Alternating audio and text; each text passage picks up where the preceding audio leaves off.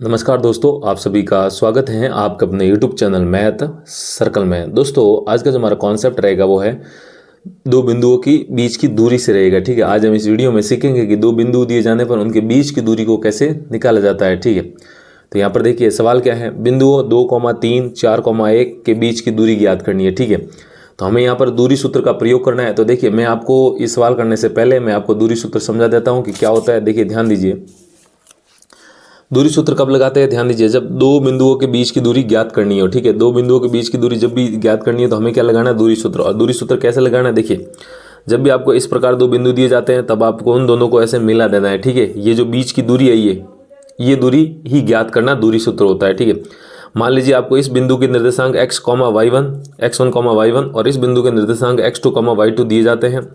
तब जो दूरी सूत्र होता है d बराबर क्या होता है, अंडर रूट, यहाँ पर ये क्या है, वर्गमूल लगा हुआ है, और under root x2 minus x1 का whole square plus y2 minus y1 का होल स्क्वायर, और पीछे आपको इकाई लगा देना है। ठीक है, ये होता है आपका दूरी सूत्र। तो हम क्या करेंगे, इस सवाल को भी इसी सूत्र से करेंगे। ठीक है, तो यहाँ पर देखिए, मैं सबसे पहले एक बिंदु बना देता हूँ। मान लेते हैं वो बिंदु क्या था, 2,3 मान लेते हैं। ठीक है, इसी प्रकार एक और बिंदु बना देता हूँ जो कि क्या मान लेते हैं हम, 4,1 मान लेते हैं। ठीक है, हम इस दोनों बिंदुओं को आपस में मिला देते हैं। तो देखिए, मैंने यहाँ पर इन दोनों बिंदुओं को मिला दिया। अब हमें यहाँ पर इनके बीच की दूरी पूछिए। बीच की दूरी का मतलब इस बिंदु से इस बिंदु की ये जो बीच की दूरी आप देख सकते हैं, ये पूछिए। इसको मान लेते हैं, ये दूरी कितनी है, बड़ा डी, यानी कि कैपिटल डी मान लेते हैं इसको। ठीक है, डी के मान लिया ये दूरी। ठीक है, अब हम जानते हैं कि जो दूरी सूत्र होती है वो क्या होता है। देखिए, ध्यान दीजिए, दूरी सूत्र यहाँ पर x1 और y1, पहला बिंदु जो होता है वो क्या होता है, x1, y1। तो अपनी सुविधा के लिए यहाँ पर आप इसको x1 छोटा छोटा लिख सकते हैं और ये y1 हो जाएगा। ठीक है, इस प्रकार आप देख सकते हैं दूसरा बिंदु क्या होता है, x2, y2। तो इसको आप x2, और y2 मान सकते हैं। ठीक है, ताकि आपका जो सूत्र में जब ये मान रखेंगे तब आपकी गलतियाँ ना हो। आप हमेशा सवाल करते वक्त इनको x2, y2 लिखिए। ठीक है, अब हमें क्या करना है, ये सूत्र लगाना है, दूरी सूत्र। ठीक है, तो मैं यहाँ पर लिखूंगा, हम जानते हैं चूंकि जो हमारा दूरी सूत्र होता है, दूरी सूत्र, अब जो दूरी सूत्र होता है d, वो क्या होता है, under root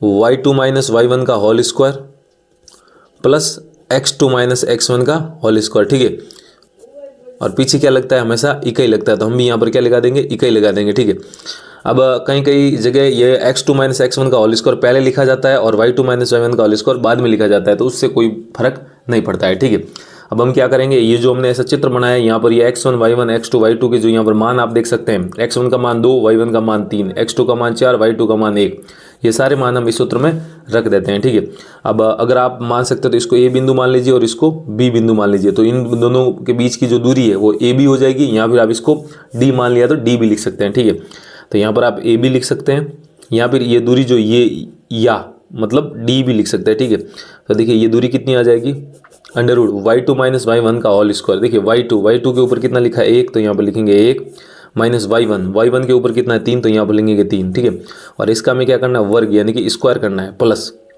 x2 minus x1 का होल स्क्वायर। यहाँ पर x2 के ऊपर कितना है, 4, तो यहाँ पर लिखेंगे 4 माइनस x1 के ऊपर कितना है, 2, तो यहाँ पर लिखेंगे 2, और इसका क्या करना है, आपका स्क्वायर। ठीक है, और पीछे जो यूनिट हमारी लगानी है वो इकाई लगानी है। ठीक है, नहीं, मात्रक हमारा इकाई रहेगा, आप मात्रक भी लगा सकते हैं।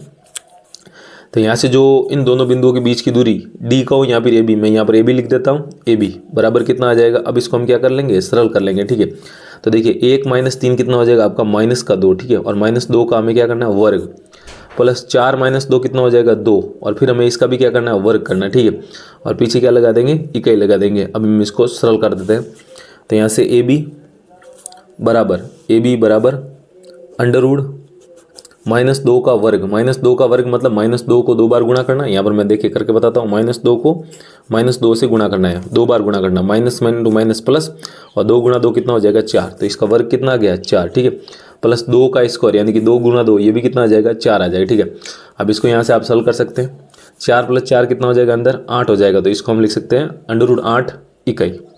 ठीक है, अब ये अंडर रूट 8 में जो ये अंदर वाला रूट के अंदर 8 है या वर्गमूल के अंदर 8 है, ये सॉल्व हो रहा है। ठीक है, तो इसको 8 को क्या लिख सकते हैं आप, 8 को लिख सकते हैं 4 गुणा 2, और इसके ऊपर क्या लगा हुआ है, वर्गमूल। तो ये वर्गमूल जो है एक बार 4 के ऊपर भी लग जाएगा और एक बार 2 के ऊपर भी लग जाएगा। ठीक है, ऐसा 8 को लिख सकते हैं, तब ये वर्गमूल इसके ऊपर भी लग जाता है गुणा के अंदर। तो यहाँ से देखिए क्या आ सकता है, रूट 8 को ऐसा लिख सकते हैं। तो ये √4 का मतलब 4 का वर्गमूल, और 4 का वर्गमूल कितना होता है 2, और ये √2 आपस में गुणा में रहेगा, ठीक है। तो ए बी बराबर 2√2, या फिर आप इसको √8 भी लिख सकते हैं, और √2 इकाई, इन दोनों बिंदुओं के बीच की दूरी आ जाएगी, ठीक है। तो इस प्रकार इनको आपको दूरी सूत्र लगाकर करना है। तो आप देख सकते हैं यहाँ पर हमें सवाल क्या पूछा था, दो बिंदु दिए गए थे, हमें उनके बीच की दूरी ज्ञात करनी थी। हमें सबसे पहले इस प्रकार मानना है आपको, ए और बी, ये दो बिंदु मान सकते हैं आप, 2,3 पहला बिंदु और दूसरा बिंदु 4,1, ठीक है। अपनी सुविधा के लिए इसको x1 y1 और इसको x2 y2 मान सकते हैं। आप इसको भी मान सकते हैं कि इसको x1 y1 और इसको x2 y2 मान सकते हैं, इससे कोई फर्क नहीं पड़ेगा इस बात से, ठीक है।